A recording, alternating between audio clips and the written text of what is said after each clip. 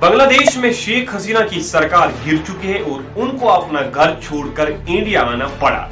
और अभी कुछ हालात ऐसे हैं कि जिन्होंने उन्हें आजादी दिलाई, शेख मुजीबुर रहमान, उनके स्टैचू को तोड़ दिया गया है। लेकिन ये पूरी कहानी क्या है, जानेंगे आज की इस वीडियो में।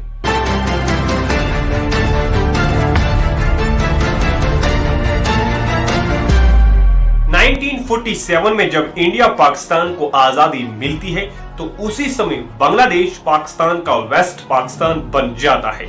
लेकिन शेख मुजीबुर रहमान इस बात से सहमत नहीं थे, इसलिए वो इसके अगेंस्ट आवाज उठाते हैं, जिसकी वजह से उन्हें कई बार जेल में बंद किया जाता है। लेकिन आखिरकार 1971 में इंदिरा गांधी की मदद से वो बांग्लादेश को आजाद करा देती है। लेकिन इससे 5 साल बाद 1975 में कुछ आर्मी ऑफिसर्स उनको और उनकी कुछ फैमिली मेंबर्स को मार देते हैं। लेकिन किस्मत से उनकी 2 बेटियां वहां नहीं थी, जिनमें से एक थी शेख हसीना।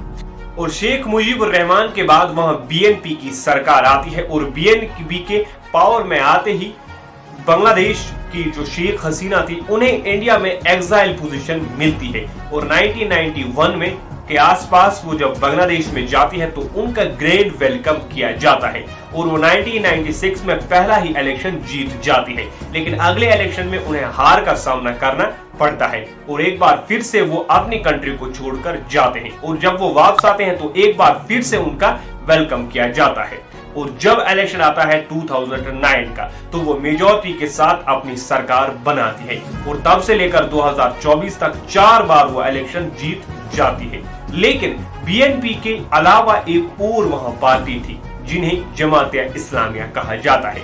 लेकिन इस जमात-ए-इस्लामिया को 2024 के इलेक्शन में पार्टिसिपेट नहीं करने दिया गया सुप्रीम कोर्ट के द्वारा। जमात-ए-इस्लाम का असली मकसद है शरिया कानून को फॉलो करना, वो सिर्फ शरिया को ही फॉलो करता है। अब आते हैं करंट प्रोटेस्ट के ऊपर। ये प्रोटेस्ट आज नहीं बल्कि इसकी कहानी शुरू होती है 2018 में, जब शेख हसीना बयान देती है कि जो भी 1971 लिबरेशन वॉर के वेटरन्स हैं उनकी फैमिली मेंबर्स को हम 50% रिजर्वेशन देंगे सरकारी नौकरियों के अंदर, क्योंकि ये मुजीबुर रहमान का सपना था कि जिन्होंने भी देश को आजाद कराने में मदद की है उनको आरक्षण मिलना चाहिए। लेकिन इस बयान के बाद काफी ज्यादा प्रोटेस्ट होता है और आखिरकार शेख हसीना अपने बयान को वापस लेती है और वो दोबारा एक बयान देती है जिसमें वो कहती है कि 50% हटा दिया जाएगा, लेकिन 4 to 5% रिजर्वेशन रखा जाएगा। लेकिन इस साल के जून में सिविल कोर्ट ये फैसला लेता है कि दोबारा से 1971 लिबरेशन वॉर के जो वेटरन्स हैं उनकी फैमिली मेंबर्स को 50% रिजर्वेशन दिया जाएगा। इसके बाद प्रोटेस्ट एक बार फिर शुरू होते हैं और इतना प्रोटेस्ट होता है कि ये बात सुप्रीम कोर्ट तक पहुंच जाती है और सुप्रीम कोर्ट फैसला देता है कि दोबारा से वो 5% रिजर्वेशन रखा जाएगा। अब प्रोटेस्ट तो रुक गए, लेकिन एक बार फिर से प्रोटेस्ट स्टार्ट हो गई।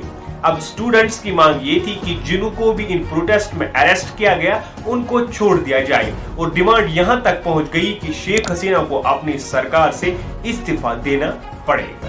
5 अगस्त को प्रोटेस्ट जो कर रहे थे उन्होंने शेख हसीना के घर पर हमला बोल दिया और उससे पहले ही शेख हसीना अपनी कंट्री को छोड़कर इंडिया में आ गई। तो ये थी पूरी कहानी इस प्रोटेस्ट की। लेकिन अभी जो बांग्लादेश के हालात है वहां प्रोटेस्ट काफी ज्यादा बढ़ रहे हैं, एक दूसरे पर हमले हो रहे हैं।